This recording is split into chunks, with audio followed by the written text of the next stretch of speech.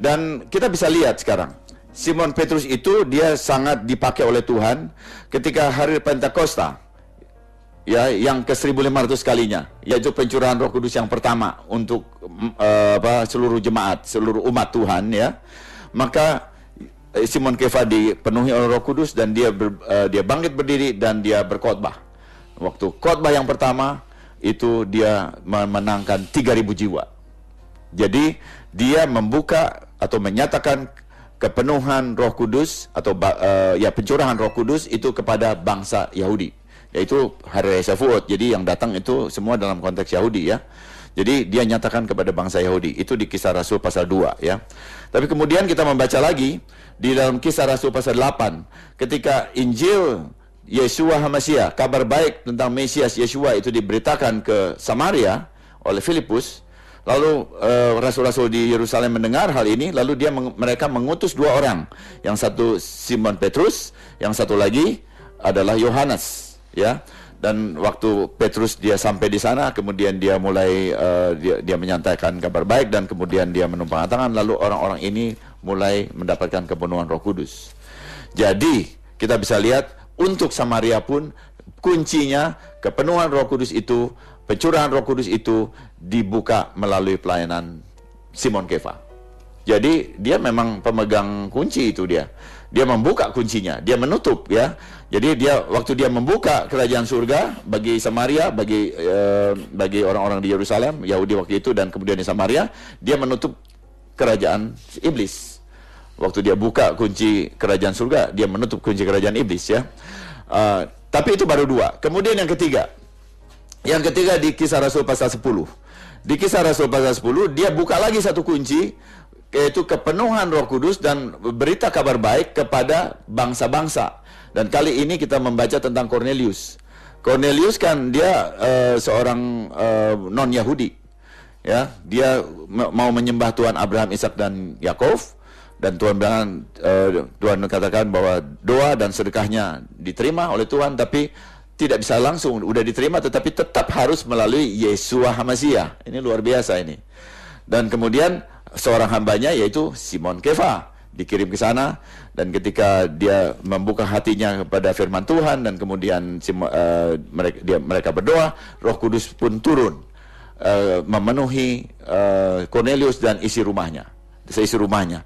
Lalu kita bisa lihat di sana Simon Kefa juga terlibat. Dia yang dipakai oleh Tuhan. Jadi 3 kali pencurahan Roh Kudus, penjelasan kabar baik Yeshua HaMashiach kepada Yahudi, orang Samaria dan juga kepada bangsa-bangsa itu dilakukan oleh Simon Kefa. Dia sudah mengenapi, kepadamu kuberikan kerajaan surga, kunci kerajaan surga, apa yang kau ikat di bumi dan terikat di surga, lepaskan di bumi, lepaskan di surga, ya. Nah, tetapi ayat ini sekarang setelah kita lihat itu sudah digenapi oleh Simon Kefa, itu diklaim oleh beberapa gereja, ya. Yang pertama, gereja Roma Katolik mengklaim ini bahwa Simon Kefa itu adalah paus pertama katanya. Begitu, ya. Dan karena itu yang dapat otoritas ini mengikat dan melepaskan adalah gereja kami saja, bukan gereja lain, ya. Itu ada, ya, satu pengajaran yang demikian. Ya, ini saya tentu saja menyampaikan ini memang ada pengajaran begitu. Tapi kemudian bukan hanya Roma Katolik, ada satu jemaat lagi yang ada juga sekarang di Indonesia, itu yang disebut dengan Jemaat Yerusalem, ya. Jemaat Yerusalem juga mengklaim bahwa ini adalah kami, Assembly of Jerusalem, ya. Ini adalah jemaat kami. Jadi yang di luar dari jemaat kami itu tidak mendapatkan mandat, tetapi kalau ada dalam jemaat kami mendapatkan mandat ini. Jadi saya merasa bahwa ini lalu penafsiran-penafsiran yang kemudian seakan-akan tidak memperhatikan faktor historis bahwa ini sudah digenapi oleh Simon Kefa secara pribadi.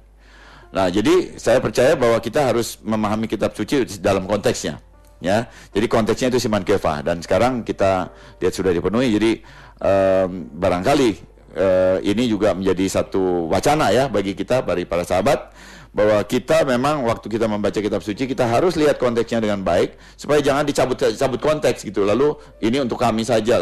Akhirnya jadi ada kebanggaan untuk kelompok tertentu. Jadi di luar gereja kami tidak dapat mandat. Jadi cuma gereja kami aja yang dapat mandat. Nah, itu kan jadi tidak sehat.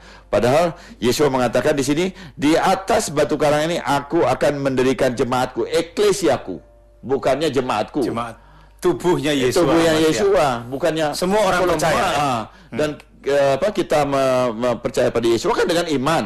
Jadi bukan masalah kelompok kalau kelompok ini denominasi saya itu adalah denominasi yang dapat mandat atau denominasi yang lain tidak dapat mandat lalu tidak sah. Jadi itu kan saling meninggikan diri ya di dalam menyikapi apa yang Yesua katakan. Dan saya percaya begini, kalau memang itu ada diklaim, ada orang-orang yang mengklaim bahwa itu adalah mandatnya adalah grupnya sendiri, lalu sekarang pertanyaannya begini, amanat agung itu, pergilah kamu, jadikanlah semua bangsa-bangsa itu muridku dan baptislah dalam nama anak Bapa dan Roh Kudus, Bapa, Anak dan Roh Kudus, itu lalu mandatnya siapa? Kalau dia mengklaim bahwa itu ada, ini di sini adalah kelompok tertentu, maka amanat agung pun bagi kelompok itu. Ternyata kan tidak. Amanat agung itu dikerjakan oleh semua orang beriman. Jadi saya percaya bahwa tubuh Mesias itu yang menerima mandat ini ya secara umum, secara menyeluruh, kemudian mandatnya untuk mengabarkan berita baik, kabar baik Yeshua HaMashiach juga diberikan kepada jemaat Yeshua HaMashiach. Wow, waktu yang singkat tetapi pesannya begitu padat. Sahabat-sahabat, pastikan bahwa ketika pewahyuan itu diberikan kepada seseorang, maka orang itu akan mengenal sifat divine dari anak manusia Yeshua HaMashiach. Sahabat, kami bertiga mohon diri dan sampai